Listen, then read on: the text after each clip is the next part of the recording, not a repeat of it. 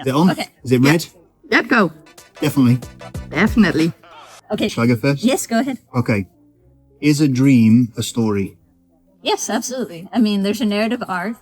You might not always know the ending of it, but there's usually a character in the story and their events and actions. And so I think that that's sort of the essence of a story. Okay. And there's usually a reason behind it. Is a memory a story? Yes, also, yes. Really? We have a constructed narrative around a memory, then it can be a story. And I think a story is if you think a story has a beginning, middle, and end. I don't think all memories are stories. Because if I'm I remember there was a salt shaker, that's not a very good story. Right, so but it has if to be you a remember, series of events. yeah, if it has it's a memory, the memory of us at this restaurant is a story. There was a beginning of the meal and the end of the meal, and there's some sort of narrative arc there. It has to be more than a moment. It is a series of moments. Is the story, this is all part of this question. Okay. Is the story the book or the film, the screen, or is the story the thing that comes from the book? So that it's not actually the book, which means the story is not the book. I think it's both, because I think there's the story that the writer constructs and there's the story that the reader constructs. And those can be different because the reader can take away something that the author didn't intend, death of the author, all of that kind of thing. But so I think that there are kind of almost two versions of a story, or actually even multiple versions, because you have different readers, different versions of the story. But then the writer they have their version of the story. And then everything else, so there's many stories happening when you write a book. Okay. So we always say every story has its audience, right? We do say that, yes. So can a story be objectively good or bad? Objectively good or bad? Yes. Is there an objective truth? Is there a story that has objective goodness and objective bad? Yes, because if you're telling someone a story in a conversation, which is how I understand the story in the simplest form, then the only thing you're looking for is, why on earth are you telling me this? Why should I waste my time listening to you? Is there a point to what you're telling me? So if there is some sort of point, maybe the point is subjective, but objectively there has to be a reason that you are telling me the story. So you have to have some form of, there has to be a point, but maybe the point is subjective. I guess that makes sense. But then what do you think of stories that people think Lord of the Rings or things that are really popular stories? Can that be an objectively good or an objectively bad? Because some people will be Lord of the Rings is bad. There is a majority that say it's good, but does that mean that it's objectively good? Or is it still subjective? I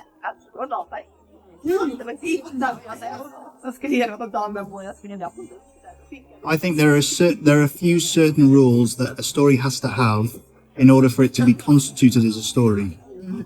If it doesn't have those qualities, then I guess it's not even a story. No, but there's experimental books that kind of challenge the notions of story. Postmodern fiction challenges the notion of what a story is. So would you consider those not stories because they don't have a 3-act structure, or they don't have a satisfying ending? I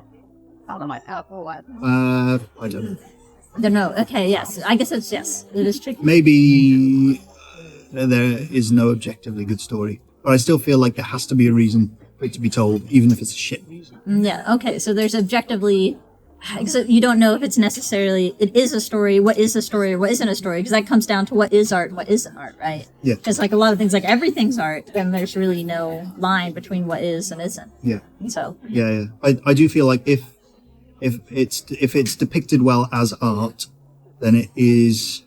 If a story has been depicted as art, as from an artist's vision, then I think you could say objectively it's a good story because they have done it as a piece of art, even if you don't like the art.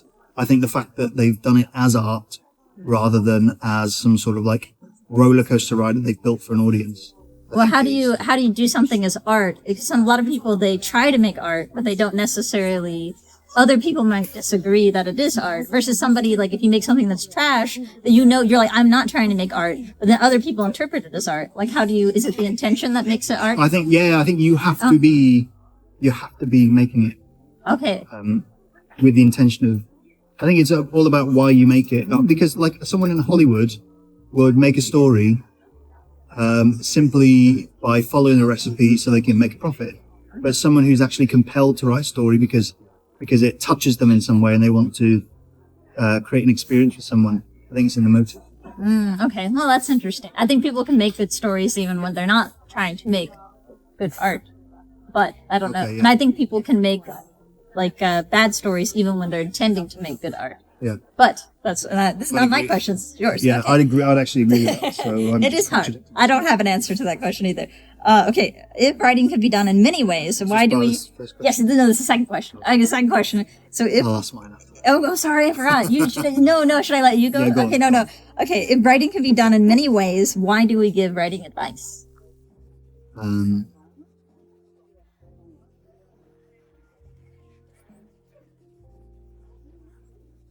I stumped him. Okay. I smell barbecue. It's good because if writing advice is meant to make people better writers, there's an implication that there's a good way to write and a bad way to write. Okay, so But is that true? depends on what the advice is. Okay. Because I think that there is the mentality of teaching people how to make a good story with the intention of making it good for an audience. But I don't really like that mentality. I like giving advice on how to be creative, and so encouraging people to create a good story for themselves. And I think that's better advice rather than giving advice on how to make it a good experience for someone else. Personally, but also there's also advice to make it coherent and well structured, because then at least what you're telling them makes sense. Yes, I think that's true. I think you have to write first for yourself and to be true to your own feelings and vision for it, and then when you edit for the audience to understand what you originally intended, to sharpen that understanding. So I think that's true, because if you write for an audience first, it's going to feel kind of fake, right? And then if you only write for yourself, then nobody else is really going to understand it. So I think that's true. You need that balance. So there's layers to the writing, to the editing. Yeah. Okay. Right. Oh wait, your question. Okay. You So, go. why do we use the word character, and what does character mean? I guess character to differentiate it from real people. So character as in it's a fictional person. And then so I think character means it's a person in a constructed world and a person that's in a contained environment. So we see this character with only the evidence that's on the page about them. And so all books are character studies for the most part. It's pretty hard to write a book without characters. It can be done. But most of the time, that is what books are, humans looking at themselves, even in the absence of humans, even if you have animal characters. So I think characters are sort of vehicles for ourselves and for other people and for humans. So they're kind of like avatars that we're sending into story worlds, and to see them, how they problem solve, to see how they survive. And then we're kind of using from that, finding ways to survive or feeling the mirrored neurons of their emotions and getting to experience secondhand what they experience. Okay, so what does character as a person in the story, what relation does it share to a symbol on a keyboard? Okay, character of that. Yes, I wonder if that, because I wonder if you know that. The etymology, I'm not entirely sure. But I think a character is it's representative of something, right? That's what a character would be on a keyboard. So I would assume that character, maybe the etymology is something related to a symbol or something representing something else, right? So maybe that's what it is. I don't know. Do you know the answer to that? Yeah, I think so. Yeah. Yeah. Okay. We'll show it on the screen. Okay. Yeah. On the. Boop. Going up. Okay. So the last question. Do you want to go or shall I go? Okay. Mine's mean, so I'll go first. Excellent. Well, mine last one is mean. Oh, okay, good. Okay, good. So make up a story right now. On the spot. Well, Or I guess tell an actual story. story. Well, you asked me to define a story, so I guess you have to do, make up a story. So the definition of a story what you define as a story, that's what you should make up right now. A story is something that you receive, and it's an experience given to someone, so you are giving someone an experience in different mediums and formats. So you can tell a story through words or paintings or pictures. So make up one of those. You told me that Right, earlier. do you know what? Story. Okay. Fine, I will. I will tell a story as my definition. Okay. of a story. Okay, so the other day I woke up and I got out of bed. I'm going to be really, I'm going to be really stubborn in this story here. Okay, so I woke up and I got out of bed. I got in my car and I drove to the shop and I had to get some oil, and I came home and I went into the fridge and I got some food, and then I sat on the settee and I ate the food, and then I got back into bed. I had a nap. The end. Oh, okay, that's fair. Okay, that's a story. It's not. Well, it's not a great story. No, that's the thing. It wasn't a great story, but it was a story. It's a story. Well, I guess it had the things: a receiver, a storyteller. Well, it had events, but I didn't really. Yeah, exactly. But if I was in conversation with someone and I wanted to tell them about my day, I would tell them a story about what happened. Right? Okay, I guess. What happened was I woke up, I got out of bed, I did all the other stuff which I said I would do, and then I ate some food, and then I went to bed and had a nap because I was feeling a bit rough. And maybe if I wanted to make it a little bit more interesting, I might vampires. Yeah.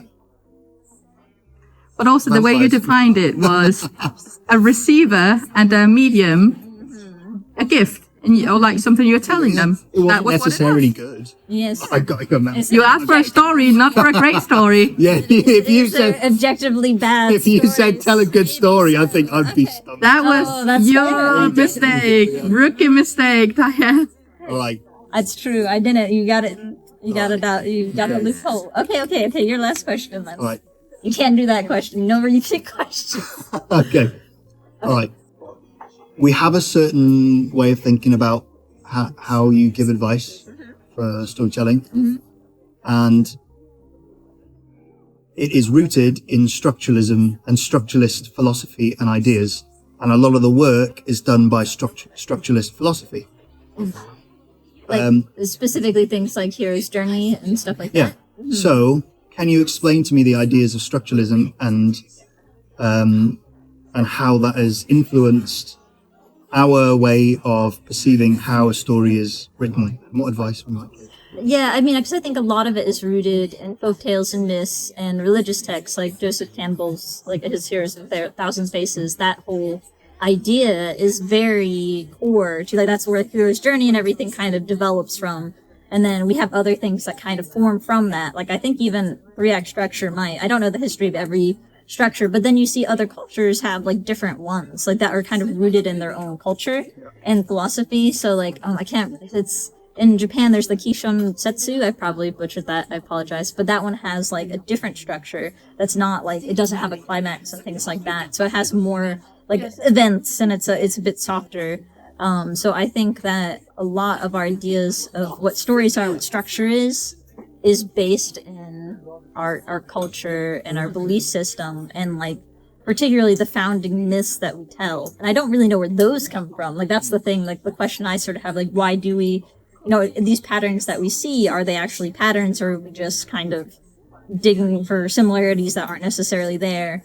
But yeah, I'm not too much. I think they're very good tools. Any kind of structure is a good tool. I think the hero's journey is probably overused, but it's overused because it works so effectively. Same with 3-act structure, the Save the Cat, all of that. But I like Meander, Spiral, Explode. That's a book that explores different plot structures, like looking at like a spiral plot structure or like things like that. So, but I think, I forgot. Okay. So, what is the structuralist philosophy? I don't know. Or what